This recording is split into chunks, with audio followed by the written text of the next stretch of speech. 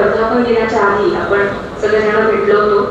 खरं तर आपण सगळेजण कायम व्हॉट्सॲपच्या माध्यमातून भेटत असतो, पण प्रत्यक्ष भेटायची वेळ फारशी येत नाही. त्यामुळे अशा एखाद्या परिषदेचं आयोजन करावं असं मनात आलं. त्यानिमित्ताने सगळ्या पत्रकार बंधू भगिनींची परिचय होतो आणि तुमचे पाय या वास्तूला लागतात म्हणून मी खरं तर या पत्रकार परिषदेचं आयोजन. तुम्ही सगळेजण कायमच कलापिनीला प्रसिद्धी देता वेगवेगळ्या माध्यमातून. कोणी प्रिंट माध्यम आहे, कोणी दृकश्राव्य आहे. तर या सगळ्यातूनच कलापिनीची ओळख सगळ्या महाराष्ट्राला तुम्ही सगळे करून देता. त्यासाठी सर्वप्रथम मी कलापिनीचे तुम्हा सर्वांचे मनपूर्वक आभार मानते आणि कलापिनीचे अध्यक्ष माननीय विनायक अभ्यंकर यांना तुम्हा सर्वांचं स्वागत करण्यासाठी आमंत्रित करते. पत्रकार परिषदेमध्ये मी सर्वांचे स्वागत करतो. गेल्या वर्षीपासून आपण पत्रकार परिषद चालू केली. विलासराव असतील, गुरुजी असतील किंवा अतुलजी पवार असतील. पूर्वी काय पत्रकार परिषद आपली होत होती आणि मध्ये एक कालांतराने थोडे दिवस बंद पडली होती.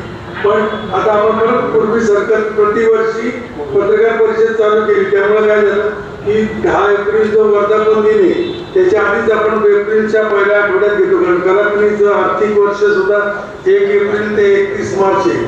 त्यामुळं पत्रकारांशी सुद्धा चांगला संवाद होतो आणि वर्षभरातले कार्यक्रम पण माहिती होतात. आणि आम्हाला पण काय काय की नवीन जे कार्यक्रम करायला सुचवायचं असतं ते पण आम्हाला पत्रकार सुचवतात. तर आज पत्रकार परिषदेत आपण सगळे उपस्थित राहिलात याबद्दल मी सगळ्यांचे स्वागत करतो आणि आपण आता पत्रकार परिषदेला सुरुवात करतो. धन्यवाद. खरं तर जे पत्रकार सगळ्यांना प्रसिद्धी देतात त्यांचं प्रत्येकाचं नाव घेऊन इथे सत्कार करावा असं मनात होतं. पण विलास वेगळे सर म्हणाले की त्याची काही गरज नाही आहे, आपण सगळ्यांचा जागेवर सत्कार केला तरी चालणार आहे.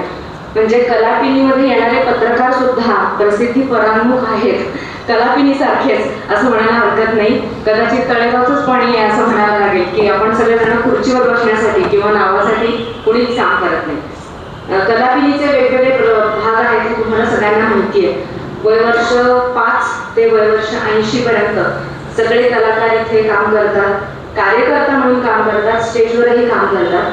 त्यातलं सर्वात महत्त्वाचं आहे बालभवन. बालभवन हा कलापिनीचा पाया आहे असं म्हणायला हरकत नाही. इथे मुलं येतात, त्यांच्यावर खूप चांगले संस्कार केले जातात. तर बालभवन विषयी 2 शब्द बोलण्यासाठी मी मधुबंदी रानडे यांना आमंत्रित करते. इथे पालक आपल्या मुलांना अगदी निश्चिंतपणे या प्रशिक्षकांच्या आधारे सोडून जातात आणि त्यांना वेगवेगळे श्लोक म्हणा, गोष्टी म्हणा, नाटक, गाणी या सगळ्या माध्यमातून इथल्या प्रशिक्षिका खूप चांगल्या पद्धतीने प्रशिक्षण देतात आणि पुढे जाऊन हीच मुलं कलापिनीचे युवा कलाकार बनतात. आता कलापिनीमध्ये 3 पिढ्या कार्यरत आहेत आणि आता ही बालभवनची लहानगी मुलं काय करतात ते सांगतायत मधुबंदी रानडे.